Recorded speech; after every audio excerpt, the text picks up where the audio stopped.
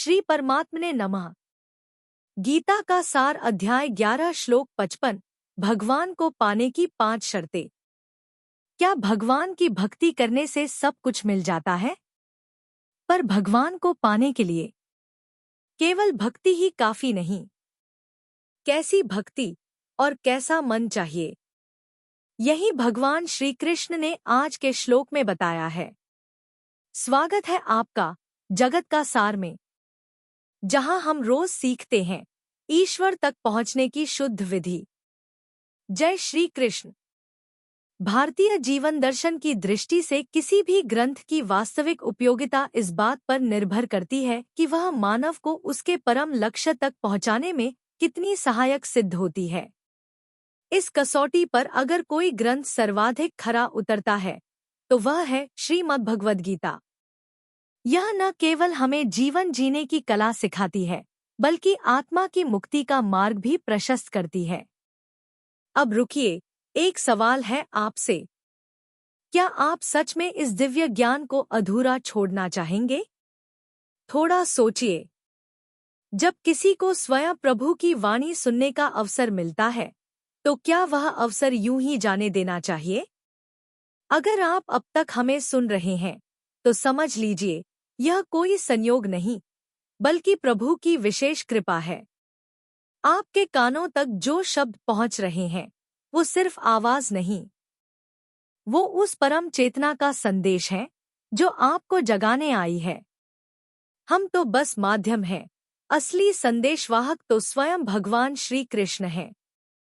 तो बोलिए, क्या आप इस अमूल्य अवसर को अधूरा छोड़ देंगे, या हमारे साथ अंत तक इस यात्रा में जुड़ेंगे? वीडियो को अंत तक देखें, क्योंकि आखिर में मिलेगा एक सवाल और सही उत्तर पर रिवॉर्ड। लाइक करें, शेयर करें और सब्सक्राइब जरूर करें। हम सब मिलकर प्रभु के संदेश को जनवरी से जनवरी तक पहुंचाएं। कल हमने जाना कि भगवान का विराट रूप किसी तप, यज्ञ, वेद या दान से नहीं, बल्कि केवल अनन्य भक्ति से ही देखा जा सकता है। पर सवाल उठता है, कौन है वो सच्चा अनन्य भक्त? आज उसका जवाब मिलेगा। टुडेज श्लोक, चैप्टर 11, श्लोक 55। उदास स्माइली। मत्कर्म कृन् मत्परमो मद्भक्तः संवर्जिता, निर्वैरः सर्वभूतेषु यः स मामेति। पांडव 55। भावार्थ, मीनिंग। हे पांडव, जो व्यक्ति मेरे लिए कर्म करता है, मुझे ही परम मानता है, मुझसे प्रेम करता है, संसारिक आसक्ति से मुक्त है और सभी प्राणियों के प्रति द्वेष रहित है, वही मुझे प्राप्त करता है। आज की गहराई से सीख, डीप इंसाइट्स। इस श्लोक में भगवान तक पहुंचने की पूरी गाइडलाइन है। 1. मत कर्म कृत, मेरे लिए कर्म करो। हर कर्म को भगवान की सेवा समझो। खाना बनाना हो या ऑफिस जाना, यदि वह भगवान को समर्पित है, वह भक्ति है। 2. मत परमः, भगवान को ही जीवन का सर्वोच्च मानना। कोई और लक्ष्य नहीं, ना धन, ना यश, सिर्फ प्रभु का प्रेम। 3. मद्भक्तः, सच्चा भक्त, जो प्रेम करता है बिना शर्तों के। 4. संवर्जितः, सभी सांसारिक आसक्तियों से मुक्त, मोहमाया की रस्सियों को काटो। 5. निर्वैरः सर्वभूतेषु, सबके प्रति द्वेष रहित। जिसने किसी से बैर रखा, वो भगवान को नहीं पा सकता। श्री हरि बोलो। ग्रंथराज श्रीमद्भगवद गीता जी की जय। गीता सुगीता कर्तव्या किमन्यः शास्त्र विस्तरया, या स्वयं पद्मनाभस्य मुख पद्माद्विनीयः श्रिता। अथ ध्यानम्। शांताकारं भुजग शयनं पद्मनाभं सुरेशं विश्व आधारं गगन सदृशं मेघवर्णं शुभांगम। लक्ष्मीकांत कमल नयन योगिभिः ध्यान गम्यं वंदे विष्णु भव भयहरं सर्व लोकैकनाथम्। यं ब्रह्मा वरुणेन्द्र रुद्रमृतः स्तुन्वन्ति दिव्यैः स्तवैर्वेदैः सांग पद क्रमोपनिषदे गायन्ति यं सामगाः। ध्यान अवस्थित तद्गतिन मनसा पश्यन्ति यं योगिनो यस्यान्तं न विदुः सुर असुरगणा देवाय तस्मै नमः। वसुदेव सुतं देव कंस चाणूर मर्दनम देवकी परमानंदम कृष्ण वंदे जगद्गुरुम। श्लोक 55। मत्कर्म कृन मत परमो मद्भक्तः संगवर्जितः निर्वैरः सर्वभूतेषु यः स मामेति पांडव। उच्चारण की विधि मत्कर्मकृत मत्परमः मद्भक्तः संगवर्जितः निर्वैरः सर्वभूतेषु यः स माम एति पांडव। 55। शब्दार्थ पांडव अर्थात हे अर्जुन, यह अर्थात जो पुरुष केवल मतकर्मकृत अर्थात मेरे ही लिए संपूर्ण कर्तव्य कर्मों को करने वाला है, मतपरम अर्थात मेरे परायण है, मद्भक्तः अर्थात मेरा भक्त है, संगवर्जितः अर्थात आसक्तिरहित है, और सर्वभूतेषु अर्थात संपूर्ण भूत प्राणियों में निर्वैरः अर्थात वैरभाव से रहित है, सह अर्थात वह अनन्य भक्तियुक्त पुरुष, माम अर्थात मुझको ही, एति अर्थात प्राप्त होता है।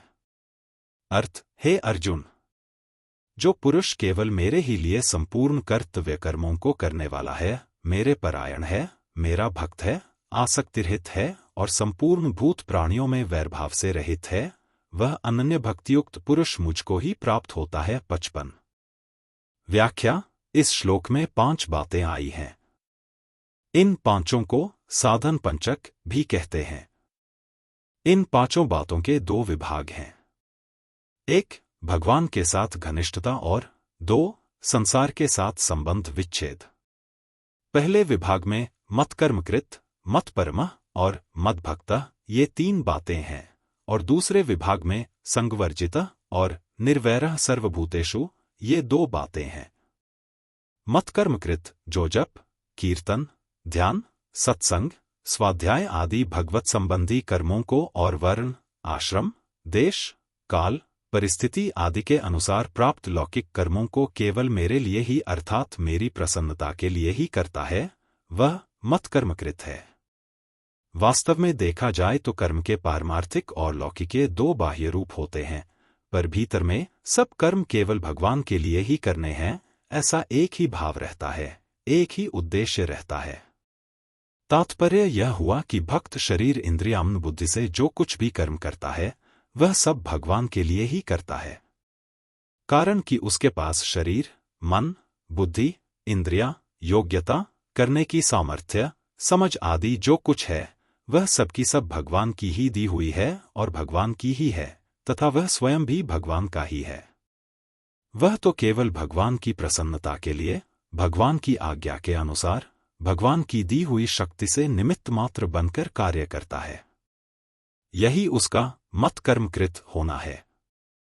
मतपरमा जो मेरे को ही परमोत्कृष्ट समझकर केवल मेरे ही परायण रहता है, अर्थात जिसका परम प्रापणीय, परम ध्येय, परम आश्रय केवल मैं ही हूं, ऐसा भक्त मतपरमा है।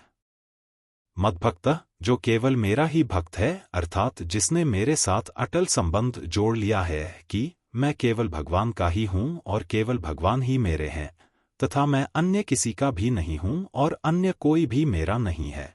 ऐसा होने से भगवान में अतिशय प्रेम हो जाता है, क्योंकि जो अपना होता है वह स्वतः प्रिय लगता है।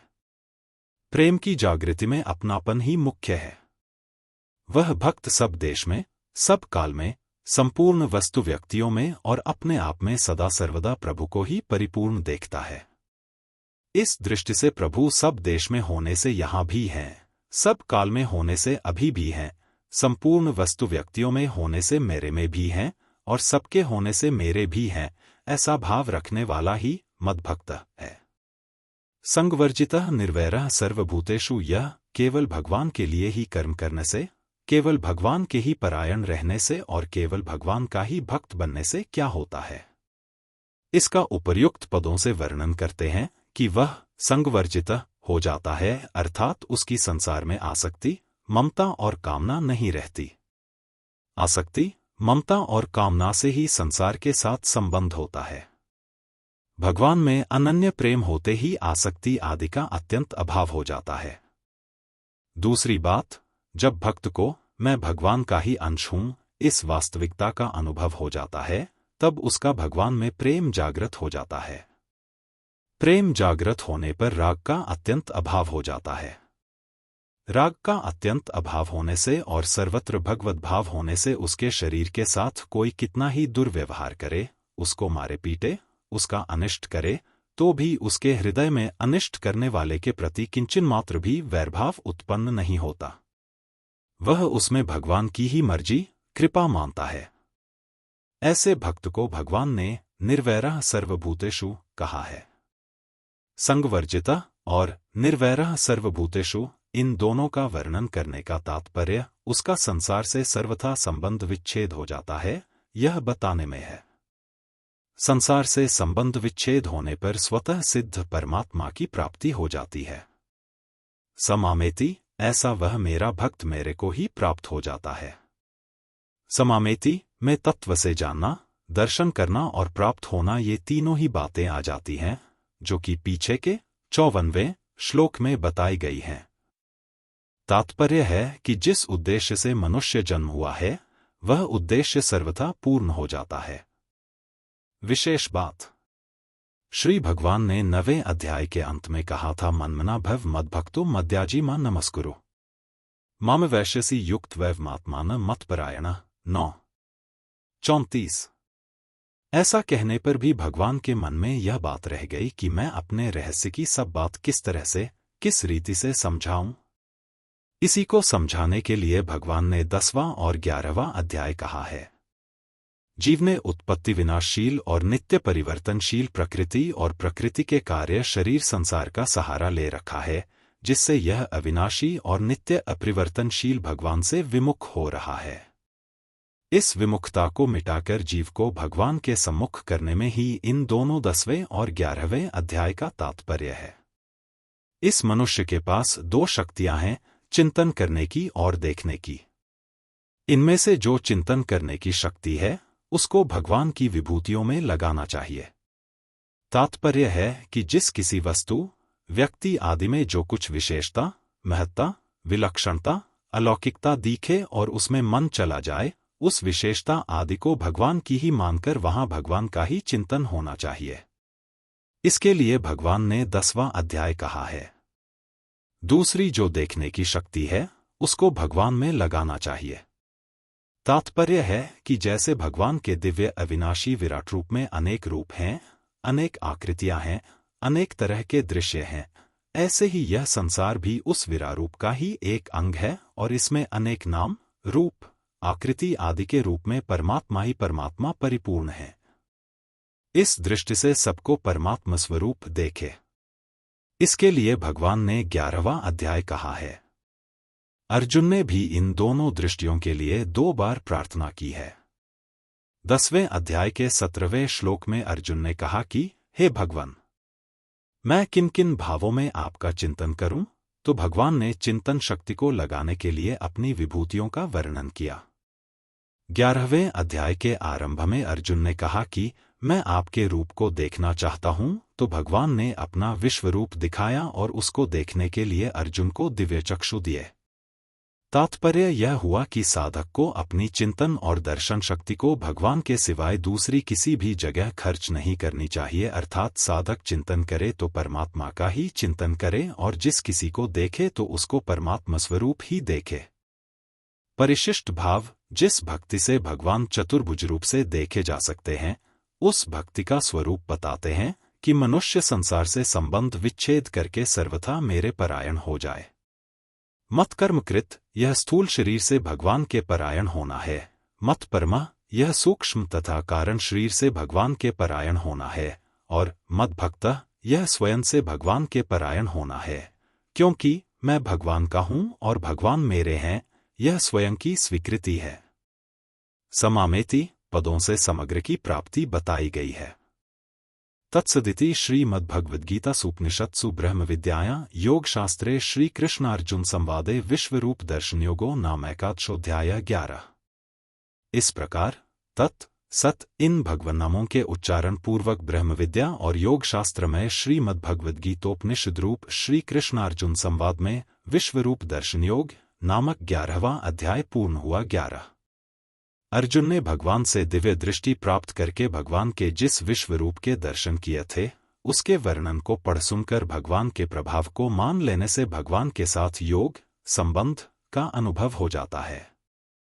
अतः 11वें अध्याय का नाम विश्वरूप दर्शन योग है। 11वें अध्याय के पद अक्षर और उवाच 1। इस अध्याय में अथैकादशोध्याय के 3 अर्जुन उवाच आदि पदों के 22 श्लोकों के 851 और पुष्पिका के 13 पद हैं। इस प्रकार संपूर्ण पदों का योग 889 है। 2। अथैकादशोध्याय के 7 अर्जुन उवाच आदि पदों के 70 श्लोकों के 2193 और पुष्पिका के 50 अक्षर हैं। इस प्रकार संपूर्ण अक्षरों का योग 2320 है। इस अध्याय के 55 श्लोकों में से पहला श्लोक 33 अक्षरों का और 15वें से 50वें श्लोक के 36 श्लोक 44 अक्षरों के हैं। शेष 18 श्लोक 32 अक्षरों के हैं। 3। इस अध्याय में 11 उवाच हैं। 4 अर्जुन उवाच, 4 श्री भगवान उवाच और 3 संजय उवाच। 11वें अध्याय में प्रयुक्त छंद इस अध्याय में 55 श्लोक हैं। उनमें 19 श्लोक अनुष्टुप छंद के, 3 श्लोक उपेंद्र वज्रा छंद के और 33 श्लोक उपजाति छंद के हैं। अनुष्टुप छंद वाले 19 श्लोकों में से पहले और 55वें श्लोक के प्रथम चरण में भगन प्रयुक्त होने से भविपुला, 11वें और 53वें श्लोक के प्रथम चरण में नगन प्रयुक्त होने से नविपुला और 10वें श्लोक के प्रथम चरण में नगन तथा तृतीय चरण में भगन प्रयुक्त होने से संकीर्ण विपुला छंद वाले श्लोक हैं। शेष 14 दूसरे से 9वें तक, 12वें से 14वें तक, 51वां, 52वां और 54वां श्लोक ठीक पथ्यावक्त्र अनुष्टुप छंद के लक्षणों से युक्त हैं। शेष 36 श्लोकों में से 28वां, 29वां और 45वां श्लोक उपेंद्र वज्रा तथा शेष 33, 15वें से 27वें तक, 30वें से 44वें तक और 46वें से 50वें तक श्लोक ठीक उपजाति छंद के लक्षणों से युक्त हैं। समस्या मॉडर्न प्रॉब्लम। आज लोग कहते हैं मैं भक्त हूं, पर साथ में गुस्सा भी रखते हैं, स्वार्थ भी करते हैं और शत्रु भी नहीं भूलते। क्या ऐसी भक्ति से प्रभु मिलेंगे? उत्तर नहीं। समाधान सॉल्यूशन। सच्चा भक्त कौन? जो कर्म को सेवा माने, जो जीवन के हर निर्णय में ईश्वर को सर्वोच्च रखे, जो मोहमाया से ऊपर उठे, जो बैर न रखे और जो सिर्फ प्रेम करे बिना शर्त, बिना अपेक्षा।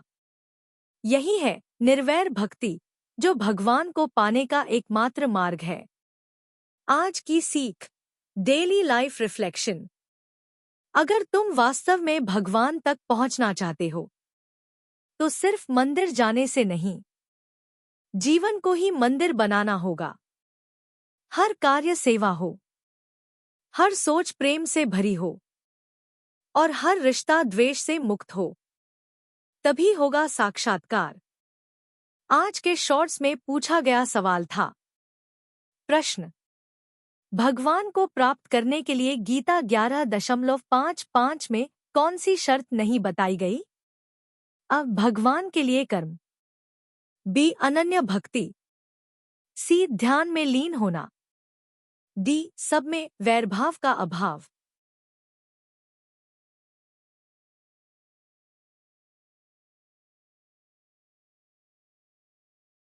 आज के शॉर्ट्स में पूछे गए सवाल का सही उत्तर है। सही उत्तर सी ध्यान में लीन होना। व्याख्या: इस श्लोक में ध्यान की बात नहीं, बल्कि कर्म, भक्ति, परायणता, वैरभाव का त्याग और संवर्जन की बात है। भक्त कौन श्रेष्ठ है? क्या निराकार ब्रह्मा का उपासक श्रेष्ठ है या साकार भगवान का? कल से शुरू होगा अध्याय 12 भक्ति योग, और पहला श्लोक उठाएगा यह महत्वपूर्ण प्रश्न: अगर आज का श्लोक आपको सिखाता है कि भक्ति केवल भावना नहीं, जीवन की दिशा है, तो इस वीडियो को लाइक करें, सब्सक्राइब करें और कमेंट करें। मैं द्वेषमुक्त होकर प्रभु की सेवा करना चाहता हूं। मिलते हैं कल जगत का सार में, जहां हर श्लोक बनता है ईश्वर के और करीब ले जाने वाला एक कदम। अगर आप हमारे ज्ञान से प्रेरित होकर श्रीमद् भगवद गीता का सार और दैनिक जीवन में उपयोग सीखना चाहते हैं, तो नीचे दिए लिंक से पढ़ें ये पुस्तकें। Wooden holy book stand box, Shrimad Bhagavad Gita Hindi टीका के साथ, मोटे अक्षर, speaking Bhagavad Gita in 16 languages, Shrimad Bhagavad Gita तत्वविवेचनी हिंदी टीका पैडछेड़ अन्वाया सहित। हर दिन हम गीता के एक नए श्लोक की गहराई से व्याख्या करते हैं, जिससे आपको आध्यात्मिक और व्यावहारिक जीवन में मार्गदर्शन मिले। कमेंट करें और अपने अनुभव साझा करें। क्या आपने कभी गीता से किसी समस्या का समाधान पाया है? कहते हैं कि अगर आप किसी समस्या से गुजर रहे हैं, तो श्रीमद् भगवद गीता का चमत्कारिक प्रभाव यही है कि प्रभु जी का नाम लेकर कोई भी पृष्ठ खोले और उसके दाहिने पृष्ठ पर जो पहली पंक्ति होगी, वही आपकी समस्या का समाधान होगी। क्या आपने कभी इसे आजमाया है? अगर हाँ, तो हमें बताएं कि आज आपने कौन सा श्लोक पढ़ा और उससे क्या सीखा। कमेंट करें और अपने अनुभव हमारे साथ साझा करें। हो सकता है कि आपका अनुभव किसी और के लिए मार्गदर्शन बन जाए। चैनल को सब्सक्राइब करें और बेल आइकन दबाएं। यदि आप इस दिव्य यात्रा का हिस्सा बनना चाहते हैं, तो तुरंत चैनल को सब्सक्राइब करें और नोटिफिकेशन ऑन करें। आपका समर्थन हमें प्रेरित करता है कि हम गीता के इस अद्भुत ज्ञान को हर घर तक पहुंचा सकें। अगर आज का श्लोक आपके मन को छू गया हो, तो वीडियो लाइक करें, 2 लोगों को शेयर करें और कमेंट में अपना उत्तर जरूर लिखें। हर दिन सीखते रहिए। गीता कहती है, जो अपने मन को जीतता है, वह स्वयं भगवान से जुड़ जाता है। जय श्री कृष्ण। मिलते हैं अगले वीडियो में। तब तक के लिए श्री कृष्ण के आशीर्वाद से जीवन में सकारात्मक बदलाव लाएं और गीता ज्ञान को अपनाएं। जय श्री कृष्ण। हर हर गीता, हर घर गीता।